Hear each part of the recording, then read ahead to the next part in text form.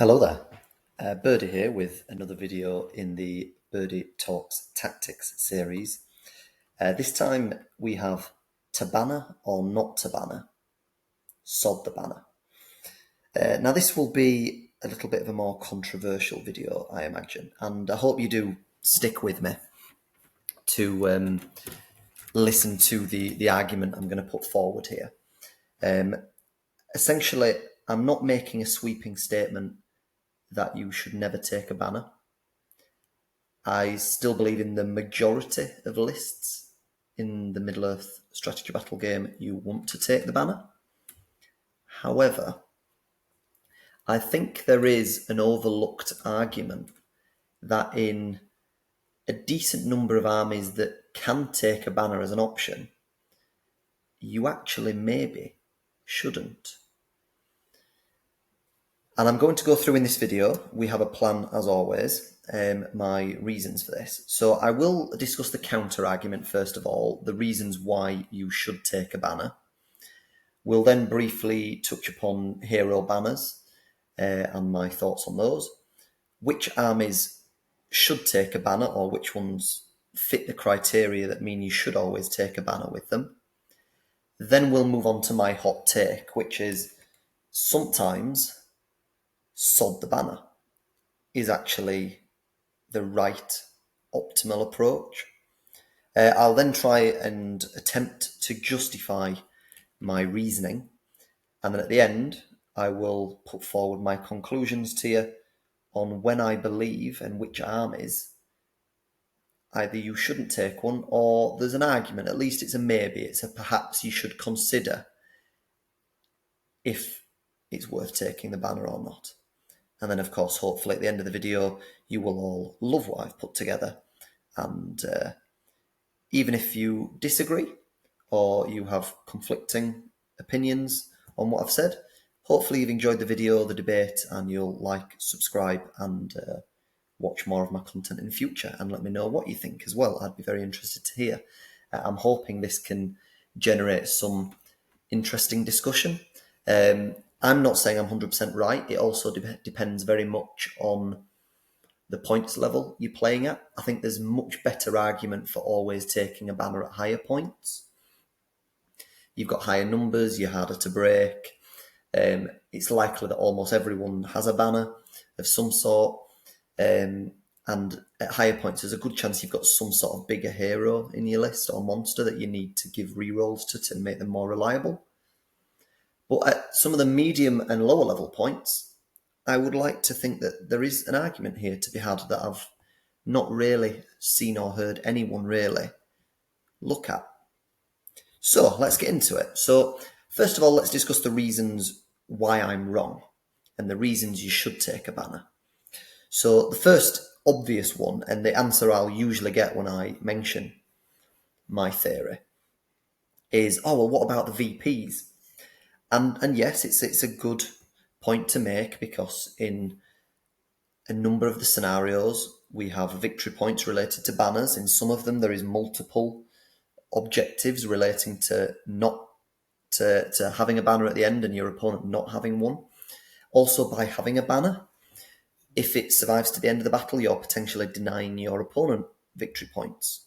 So it is a good reason why, yes, taking a banner is useful if you're trying to maximize your victory points in top tournaments.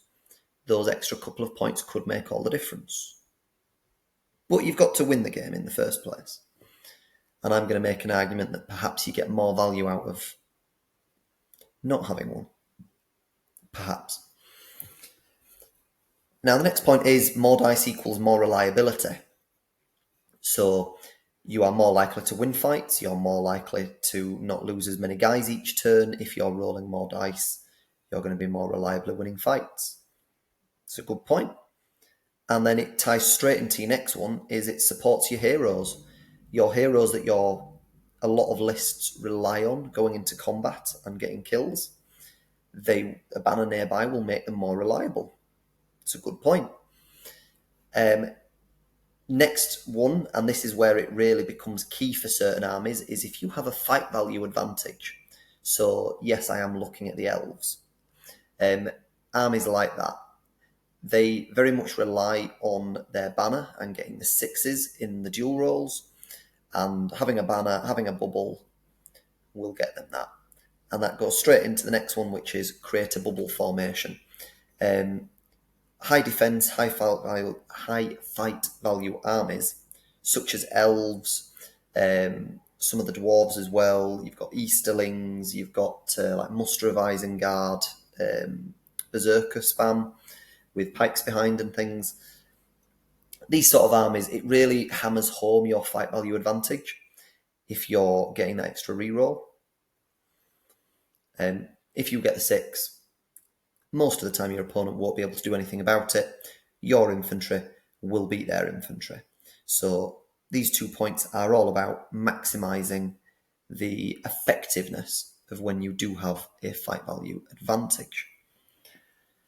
So that's the end of those. They're all good points. I totally agree with them. I'm not overlooking them. I will try and come back to these and consider these in my later points in this video. We'll quickly discuss hero banners though. So hero banners are generally more defendable because the hero themselves is more likely to be able to defend themselves. They're likely a higher fight value. They might have a heroic defense. They might be able to strike, which can also be used in a defensive capacity. The banners usually come with some of the special rules as well. So you've got things like Halberad's Fearless banner, for instance. You've got Gambling potentially giving might back, that sort of thing. Most hero banners generally also have a bigger coverage. Most are 6 inches. You do have some that are they count as a banner and it's just 3 inches, but most of the time they will provide you bigger coverage. Sometimes they might be mounted as well, gives you bigger coverage as well. Some of them also have no dual roll penalty for carrying the banner. So you're not having to deal with that weakness, which is nice. There is, however, a couple of weaknesses to hero banners, which is, one, they cannot be passed on. So if they do get into a predicament and they get killed, bye-bye banner. Sorry, you can't pass it on to anyone. It also puts a big target on their back at the beginning of the game because your opponent will generally always want to get rid of your banner if they can, absolutely. But sometimes it's not quite worth the effort. It's quite nicely tucked away. They know it can be passed on to others. If there's not VPs in the specific game for it, they might kind of just leave your banner alone because there's other more important targets and things they need to go for. If you have a hero banner, your opponent is very, very aware you've got a hero banner. It's generally going to be quite a big part of your strategy if you've taken a hero banner as well. So it does put a big target on their back. And if they die, you've lost your banner. And that is something, again, your opponent is aware of. So there is a double-edged sword to that where, yes, they're more defendable in general. You've got these great special rules and all that. It's built in. They don't have a dual roll penalty. But your opponent is more likely to be targeting them. Especially with things like magic. It's not only stopping a hero from being involved, it's stopping a banner being involved. It might be their target in assassination or fog of war. There's quite a few different considerations there. And then the other one is they can run away. And okay, yes, a normal banner could run away on a warrior. But if you've got them in base contact with things, you can do them in the right order to make sure that at least one of them passes it and you can pass it on if they do. There's not that many effects in the game where a hero passes their standfast to another hero. Yes, your hero banner is likely to have a higher courage value than normal warrior, but if they do run away, it's just gone. And it's a hero gone, it's your banner gone. You've probably sunk a lot of points into it as well. I believe most of the hero banners in the game as well only have 1 will point. There's a couple of exceptions to that, but off the top of my head, I believe most hero banners only have the 1 will. There's a few exceptions like LSR's Imri Hills and things, but I was thinking more like Gambling's only got 1. I think Halberad's got 2, actually. That one comes to mind as 2. But anyway, that is everything for hero banners. I think hero banners are very, very good. I think any army that really has a hero banner built into it, most of them are built in a way where it makes sense to always take the hero banner. I think hero banners are excellent. I would almost always be taking them. So here we go, right? We're on to the good stuff. My hot take, sod the banner. Now, let's go through these. First of all, we have, it gives you a weak piece on the board that has a -1 duel penalty. If your opponent gets into the banner, if they wrap around your line, they isolate it, they heroic combat into it, anything like that, it can't really defend itself very well. And I must say, everything on this page here, I'm talking about only warrior banners. So the warrior banner will struggle to defend itself. Most of them can no longer take shields. So you're not even able to shield. You'll have 1 dice with a -1 penalty. Okay, you can banner yourself, but it's not ideal. They generally will have a lower defense as a result of not being able to take a shield, in which case they're quite easy to kill. The banners are also expensive, so you pay 25 points for a banner, and it reduces your model count. So an example for you is if you are in an army that has orcs. Orcs are 5 points, you take a war gear piece on them, they're 6 points. 1 orc with a banner is 31 points. 5 orcs with a piece of war gear is 30 points. So you're getting this very expensive single orc with a -1 duel penalty, giving people rerolls, but alternatively you could have just had 5 orcs all at full fighting strength. Something to consider. Now, the banner can be passed on, but it is generally going to be a target of your opponents, and because it's quite weak itself, and if you can tag up the things around it, it can die quite easily.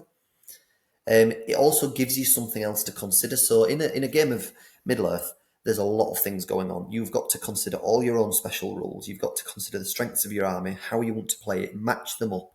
You're playing objectives. You've got to remember all your opponent's special rules. You've got to remember where their heroes are, what they do. They're playing an objective. How are they playing the objective? What are they aiming for? There's loads and loads of things that you are considering. And I'm sure I'm not the only one that in a game, sometimes you finish a game and you think, crap, I forgot to use that special rule. And it might not have affected the game in a massive way, but you're always like kicking yourself about all these little things you might have missed. And this adds another layer that you've got to think about. Every turn, you're having to think about, right, where do I place my banner? How do I get the maximum value out of the banner? How do I keep it safe as well? What do I do if they get into him? How do I pass it on? It gives you more complications to consider on top of everything else you're already considering. And I'm not saying that's necessarily a bad thing, but it is just a consideration. If you didn't have the banner and you went with the more guys, it does simplify things a little bit. Having extra guys, it makes it a bit easier to outnumber your opponent and envelop them and get some fights that favour you. And you're not having to think about this weak piece at the back and how to defend it and how to keep it alive, because you really don't want to lose 31 points off the board that you've invested into it when it's so easy to kill if you do things wrong. The next one is, it's only a 3-inch bubble. Now, okay, yes, you can mount them, and mounted banners are a bit better. It gives you a little more coverage. Nice, but generally a mounted banner will be in an army with lower numbers, in which case there's maybe not as many bodies to pass it on to. But I think most cavalry armies that can take a banner do need a banner, so I'm okay with that. But we're talking about on foot. A 3-inch banner, even in the perfect scenario, if you fully bubble up in a circle, or if you have a really perfect shield wall line, you're really only maximum affecting somewhere between about 6 and 8 fights per combat phase.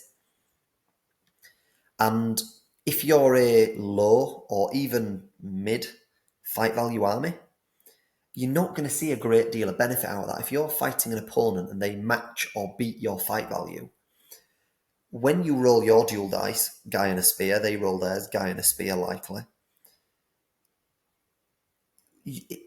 Most of the time when you're re-rolling the banner, you're going to be fishing for a 6, sometimes things like a 5.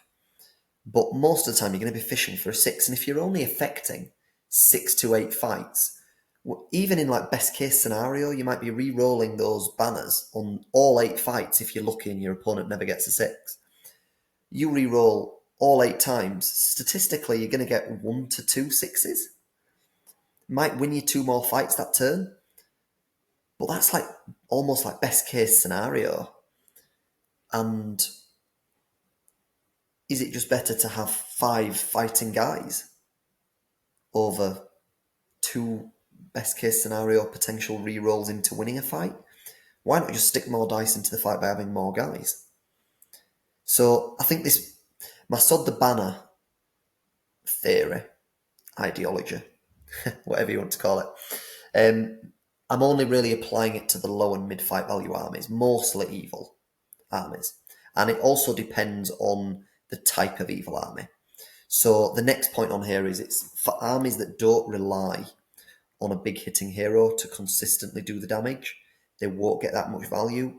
If you have an army like, I don't know, Kirith Ungol, you've got Shagrat, you've got Gorbag, you've got Shelob, things like that. They are pretty decent big hitters. You want to get them into the fight. You want them to be reliable for you. A banner in the army makes sense, and really you want them to be following around those heroes. If you're running, for example, Birdie's Horde, one of my beloved armies, Birdie wants a banner just strapped to his back at all times. He wants an orc banner to follow him like glue for the whole game, because Birdie has 3 dice, maybe a 4th against infantry with his reroll. 5 dice with a banner makes him super reliable. You can really maximise him winning all his fights and doing what you need him to do. That army makes absolute sense. You want a banner in that list, 100%. But certain armies don't rely on a big hitting hero to do the damage. An example I'm going to give you is Army of Gothmog. So Army of Gothmog, your real biggest hitter with like striking hitting capability is Goroth. But you're not paying that many points for him. He's not like a real key centerpiece to your army. You're not fully relying on him. Army of Gothmog is relying on the d6 of the Morannons, hopefully the fight 4 against men, the strength 4 to do damage. And you want numbers and go into them and hit hard. Time of the Orc, Gothmog stays behind the back, pretty safe as your leader, master of battling stuff, and controlling the battlefield. And if you're only fight 3, or even if you get up to fight 4 with the Morannon army, you're only tying most things in combat, or they're beating you. And if you're using your little 3-inch banner, affecting 6 fights, 8 fights, you're probably losing a couple of those to your opponent just getting 6s outright. And then you re-rolling a banner on maybe 4 to 6 of those fights, you're most likely fishing for a 6 most of the time when you roll them. In which case, you're probably getting like 1 a turn. Is it really worth it? I'd say there's an argument to say no. Something I do like to consider though when I apply this theory into my own army building is, does my army have a decent way of removing my opponent's banner? Because I am aware there is a scenario or two that have multiple banner objectives. It's not only, right, you get points for having a banner, you also get points if your opponent doesn't have one. So I always think to myself, have I got a relatively reliable way? Do I trust myself with this army to be able to get into my opponent's banner and remove it off the board? If the answer is yes, or you can build it in a way that the answer becomes yes, if your army doesn't really get much value out of a banner, I don't feel so bad about not having a banner myself, because I think I trust myself to get rid of their banner. It's not so bad I don't have one. I'll beat them 18-2 instead of 20-0. It's not that bad.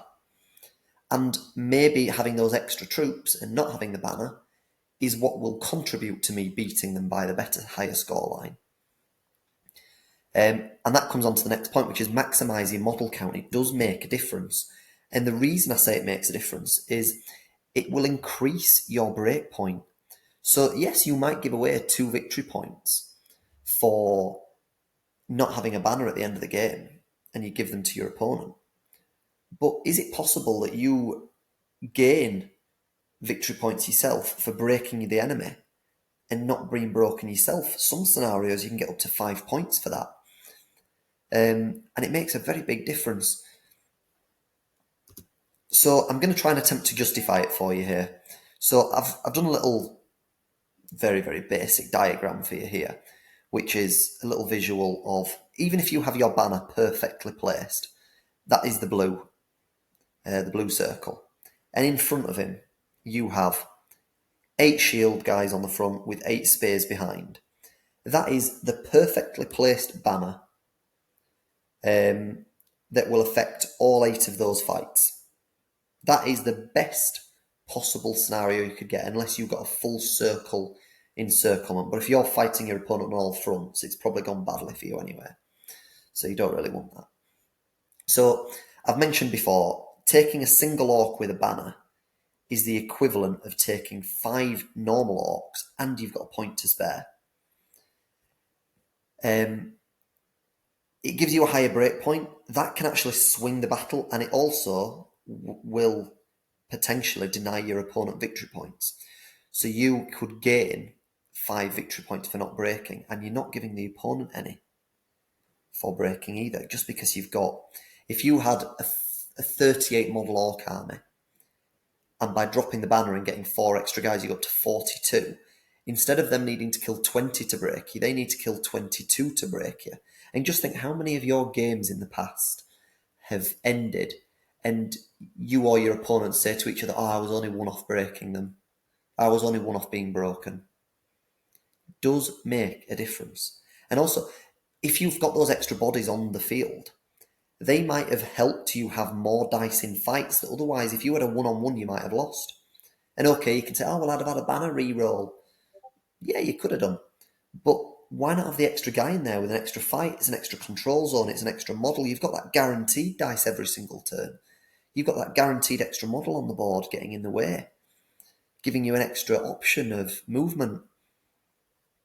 So the big point, the very, very big point, the main crux of my whole argument is where you have the lower fight value, most of your fights, when you actually use the banner, you're going to be fishing for a 6, sometimes 5s. If your opponent rolls really badly, it'll be something lower, but most of the time, you're fishing for a 6. And if that banner is only affecting 6 to 8 fights, some of them you might lose straight away to your opponent rolling a 6 naturally, or they've got a banner themselves as well. You might only be using that banner on 4 to 7 fights. And I think that's being optimistic saying 7. I think more like 4 to 6. If you're rolling 6 dice, basic statistics, you're probably going to get 1 6. Is it worth actually having more bodies on the field?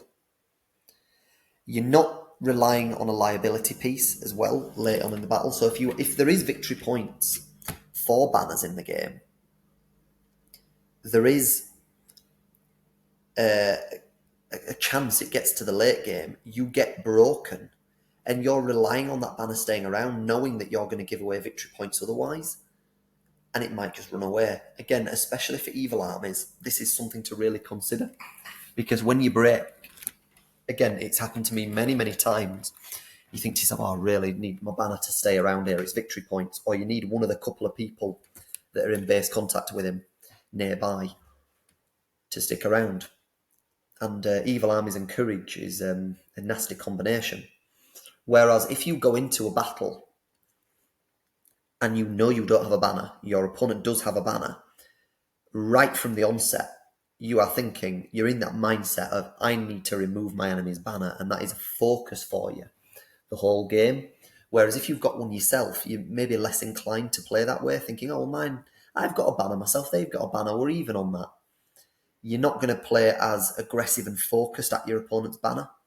Whereas if you don't have one, I find myself aggressively pursuing the death of my opponent's banner. And most of the time I will succeed. Another little thing to consider as well is that in some of the armies, evil armies, your big hitter is faster than your banner option. A lot of evil armies can only take a banner on foot. And if that is the case, they can actually struggle to keep up with your faster heroes, your key pieces, your monsters, your flyers, things like that. Now, okay, you can keep your main hitter behind your lines a little bit on the way in, and that's generally how you will play it. But it does restrict their movement a bit. Now, generally, if you've got an army with a really key piece or a big hitting hero, you kind of want a banner for them. So you do your best to make it work, and I do play that way generally myself. But it is a consideration that it does give them more freedom because you're not tied and restricted so much to a banner. And you can maybe use the higher numbers that you've got to support those key pieces and faster heroes anyway, with extra dice. So it's just an argument. I'm not saying I'm fully behind that argument, the last point, but it's something to consider that you do have armies where you've got an on-foot banner and a mounted or flying big hero, and the only reason you've really got the banner in the list is to support that one big hero, but it's quite difficult to get them always linked up, and then your banner's not really providing much value to all your low fight value rest of your army. So just a consideration.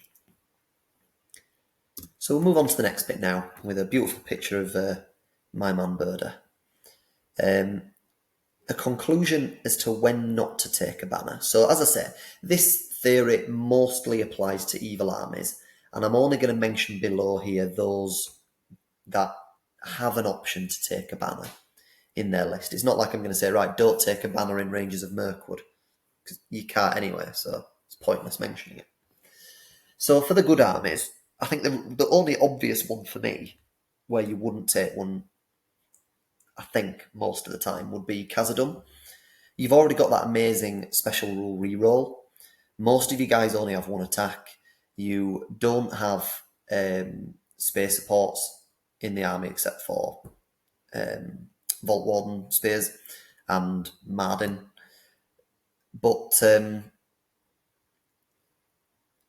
don't think they need one because they've got that reroll anyway. I think the only argument I could maybe see for it is if you were running a lot of Iron Guard, you could have a banner behind the Iron Guard, send them into stuff outnumbered, and you'd have 2 dice plus a potential outnumbered dice reroll from your special rule, and then potentially a banner reroll, in which case you've got a 15-point Iron Guard that could go in with 4 attacks, really. But the problem with that is if they're only fight 4, and if they didn't then get their 6, and the opponent did, and because of how many people you've put them up against, there's a very good chance your D6 single model will get killed. So I think some Iron Guard in Khazad-dûm is excellent. I really rate them. I like the model and the rules.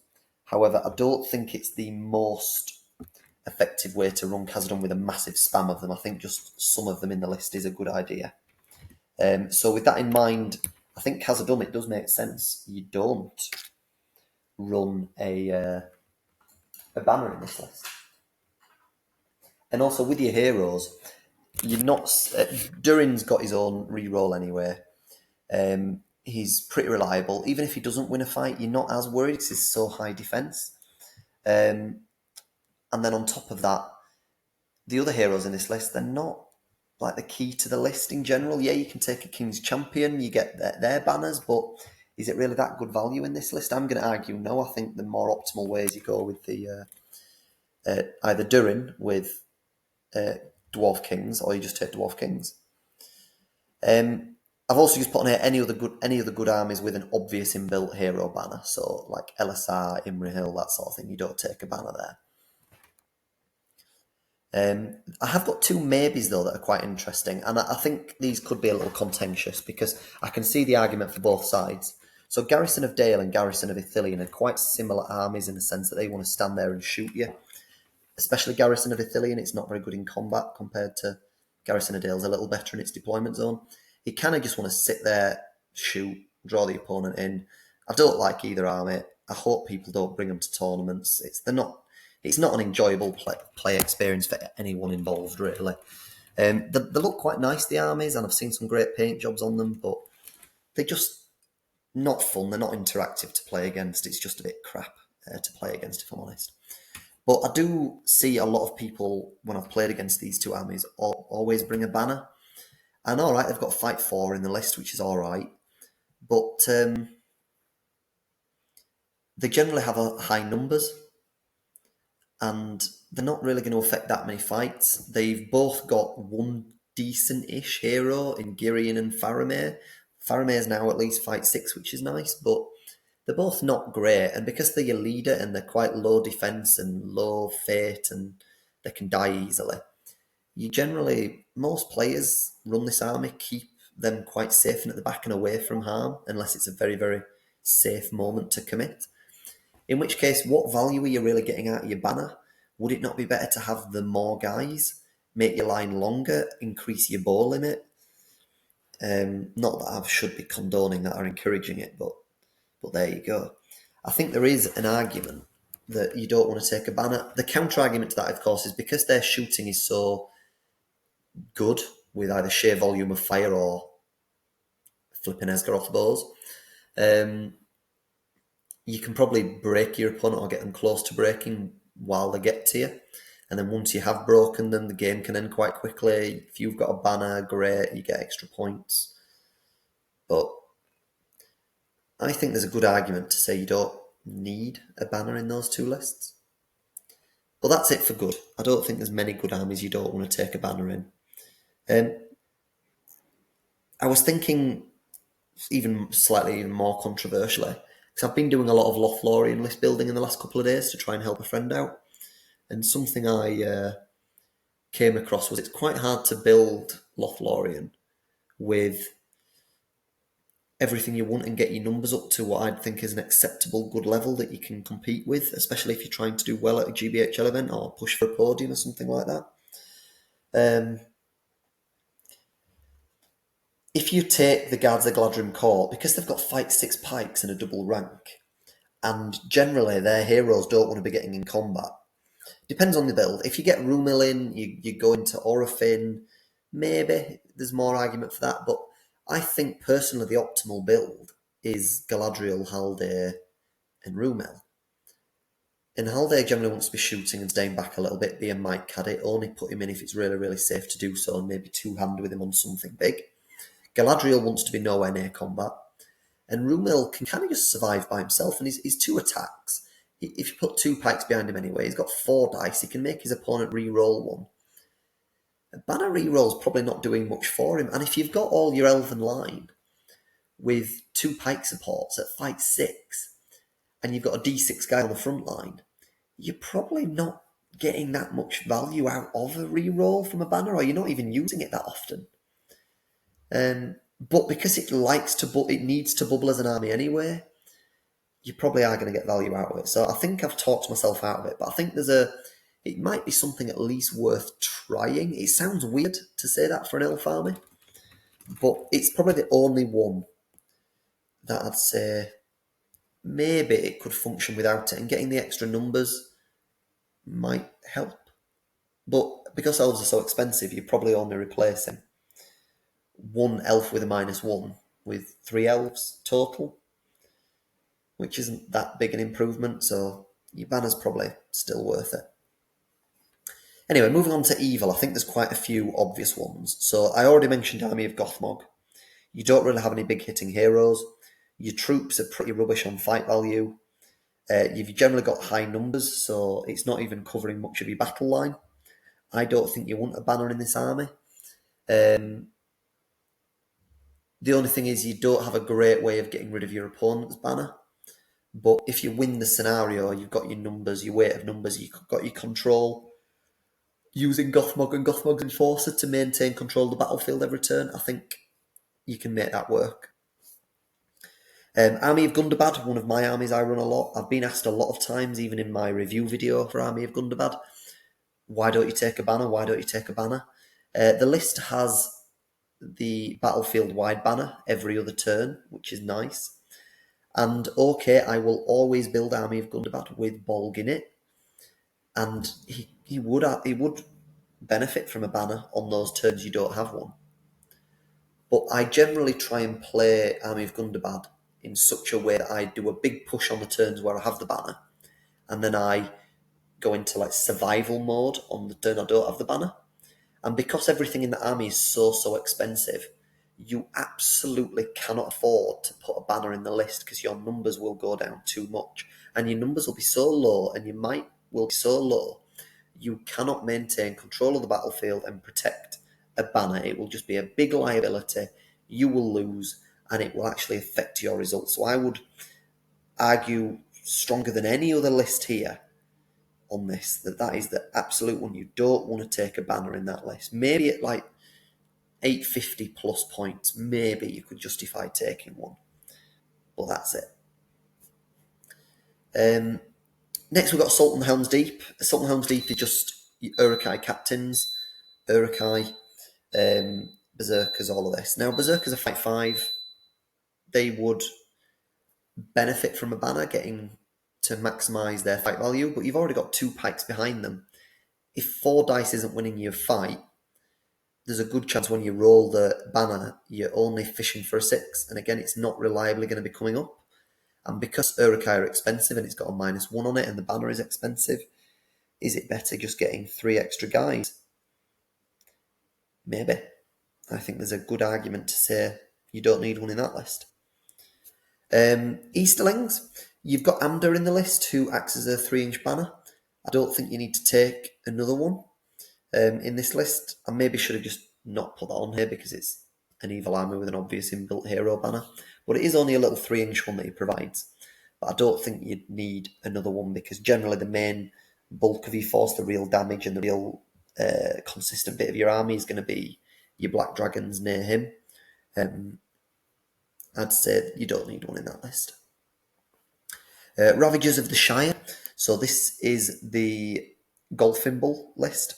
Everything is low fight value. You've got a massive horde. There's no real decent heroes. Most of them are just might caddies for you. I'd say you absolutely just don't need a banner in this one. You're not getting value out of it. Get your model count up instead and really hammer home your numbers advantage and envelop your enemy and drag them down with sheer weight of dice. Having a banner affecting a small portion of your fights is really not going to provide you any value. A slightly more interesting, maybe more controversial pick would be Ugluk Scouts. Urukai, of course, a decent fight value 4. But you've got space supports in this list, and it's such a fast-moving army, and it relies on a lot of numbers. So your banner won't be affecting that many of your fights and that many of your guys. And because you've got some very cheap troops as well as your Urukai, you can really maximise your numbers by not taking one.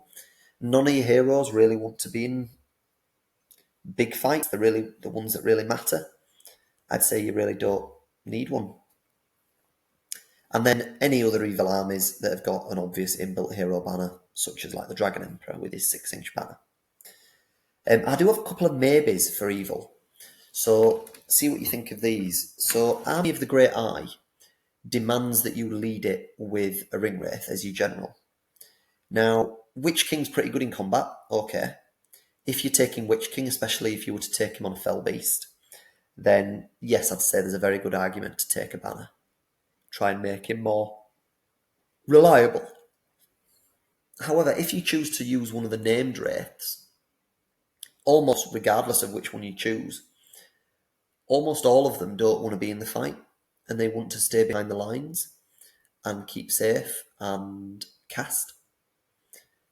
If you were to build a list with other heroes of a similar build, such as if you took 2 named wraiths or you took Gothmog in the list, you're not really relying on your heroes doing the damage. You're relying on your casting giving you control. If you took like Mouth of Sauron, for instance, you've got more casting than your opponent will have 9 times out of 10. You're relying on them controlling your opponent's big heroes, and you're relying on your weight of numbers and your troops to do the damage, to weight of dice, to bring it home for you. And if it is a low fight value infantry army that's doing most of the fighting for you, that qualifies for my criteria of you probably don't need a banner. However, I've put it as a maybe because there's also other builds in the list. If you're going to take Razgush and send him in, or you're going to take Shagrat and send him in, you're going to take any of the other big hitters, you're going to take the Witch King as your leader, I think, yes, there's a good chance you want a banner. But another consideration with Army of the Great Eye is you have the Great Eye marker. Now, sadly, from my own usage, it's not the most reliable. It does sadly roll a 1 and then go disappearing for a couple of turns, which is annoying. But you do have the Great Eye banner, and when it is there, those guys could have a banner. So you could risk it and run Shagrat, Razgush, these sort of characters, Witch King. And most of the time they'll have the Great Eye banner, and some of the time it'll move away from them, sadly. And that's it. One extra little consideration with Army of the Great Eye as well is you can take Dark Marshal in list, and he can be a 6-inch banner for you. It's only for warriors, but it's a bigger banner than a little 3-inch one. It comes built into his profile that you spend will for, but he's a pretty decent caster, sits behind your line. He can be your banner. Why waste points on a warrior that's a liability for you? Next one, again, it's a maybe because it depends how you build it, is Assault on Lothlorien. So Assault on Lothlorien depends on the build. If they're going for a Wag Chieftain, Wild Wag Chieftain, and they're looking to Enrage Beast it, because it's only got 3 dice, and even with Enrage Beast it has more, you want it to be as reliable as possible because it doesn't have much might to back it up, only 2. Again, it can have a bit of trouble keeping up with the Wag Chieftain, but if you play it well, I think it can keep up with it. So I think you would have a banner in that list. But it depends if you build it in a different way and you don't go for Wag Chieftain, I think there's a very good argument to say you don't want one in this list either. You don't need one. Next ones, I'll kind of mention them together, which is Besiegers of the Hornburg and Usurpers of Edoras. Really, the only hero that you've got that really wants to be getting into combat properly is Wolf. But Wolf is more of a hero hunter, and he gets a reroll against heroes anyway, so he's already got his kind of inbuilt banner in him anyway. If he's charging with 4 dice, plus an extra one is 5 dice, and your banner's going to struggle to keep up with him anyway, do you really need one? Your fight value is 3 or 4, depending on your special rules. It's not great. You've got a lot of numbers in your army, so your little banner's probably not going to be covering that much anyway for you. Your other heroes generally want to just provide buffs behind your army and be might caddies. They're not really wanting to be getting into combat much. So I'd say there's a very good argument for both of those to say you don't want one. But I'll put it as a maybe because it depends on if you really want to be aggressive with Wolf and make sure he's as reliable as possible. And the last one I've got with here, a little bit of a quirky one, is Minas Morgul. The only decent combat hero in this list is the Witch King. And if you put him on Fell Beast or Horse and you're going to be getting him into a fight regularly, you do want a banner in this list for him.